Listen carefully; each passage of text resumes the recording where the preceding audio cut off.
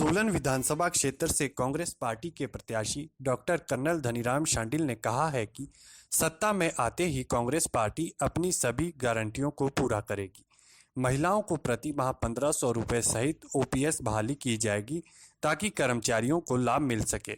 वहीं प्रदेश के सभी ज्वलंत मुद्दों पर कार्य किया जाएगा। यह बात सोलन के प्रत्याशी डॉक्टर कर्नल धनीराम शांडिल ने सोलन में आयोजित पत्रकार वार्ता में कही। शांडिल ने बताया कि किसानों को टमाटर सहित अन्य फसलों पर न्यूनतम मूल्य निर्धारित किया जाएगा। वह फूड प्रोसेसिंग यूनिट लगाने का कार्य शुरू किया जाएगा ताकि किसानों की आर्थिकी बढ़ सके। न्यूनतम समर्थन मूल्य के मिलने से किसानों की आय अवश्य बढ़ेगी। शांडिल ने कहा, क्योंकि यहाँ टमाटर जितना भी उगता है आप जानते हैं और सारी दुनिया में भी सारे देश में मशहूर है, उनको किसी भी प्रकार की कोई सुरक्षा नहीं है, किसी प्रकार की उनके पास कोई ऑप्शन नहीं है। जब कोई उसके ऊपर काला धब्बा लग जाता है या कभी फेल ही हो जाती है, पूरी की पूरी क्रॉप फेलियर हो जाता है, इसलिए उसको मिनिमम सपोर्ट प्राइस के दर में लाया गया है।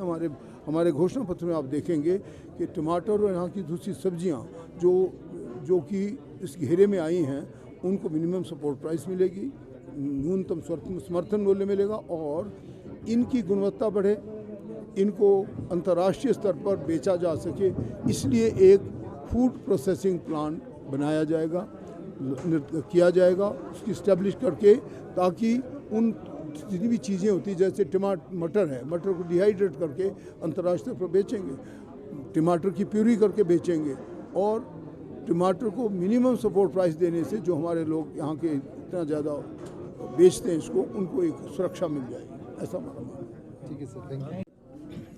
सावन के अंधे को सब कुछ हरा ही हरा नज़र आता है। हम कभी भी कोई घोषणा पत्र झूठा नहीं करते।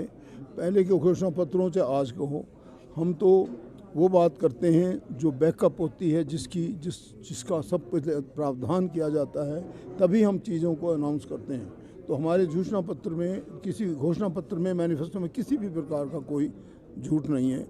ये बीजेपी का एक निराधार आरोप है। सर 12 तारीख को चुनाव है। 12 तारीख को चुनाव है बेटा। मैं तो यही कहना चाहता हूँ कि बदलाव का समय है। जो सब प्रकार के वर्ग उनसे त्रस्त हैं। किसी ने रोड पे धरना दिया, किसी ने दफ्तरों के आगे धरना दिया और हम लगभग धरने के थ्रू ही चलते रहे। और इसीलिए मेरा संदेश यही है कि इस वक्त आपके पास बहुत अच्छा एक गोल्डन सॉर्ट ऑफ चांस है। अगर कांग्रेस के पक्ष में आप सभी लोग वोट देते हैं, कांग्रेस की सरकार बनेगी। किसी भी प्रकार की जो समस्याएं आपके सामने आ रही हैं उन सब का अंत होगा और एक अच्छा निष्पक्ष आपको शासन मिलेगा, प्रशासन मिलेगा, एक अच्छी सरकार मिलेगी जिसमें हमारे युवाओं का, महिलाओं का, हमारे सैनिकों का, हमारे वीर नारियों का, हमारे सभी वर्गों का ध्यान रखा गया है और एक स्वच्छ प्रशासन आपको मिलेगा, अच्छी सरकार आपको मिलेगी।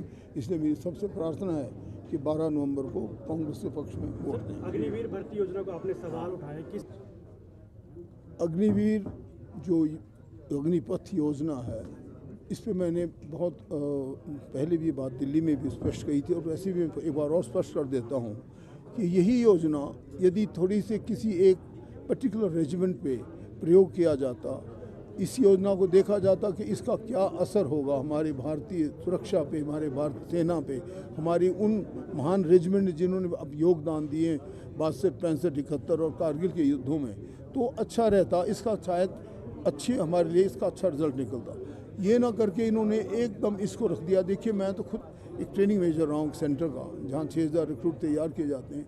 किसी भी बच्चे को तैयार करने के लिए कम से 5 से 7 वर्ष लगते हैं।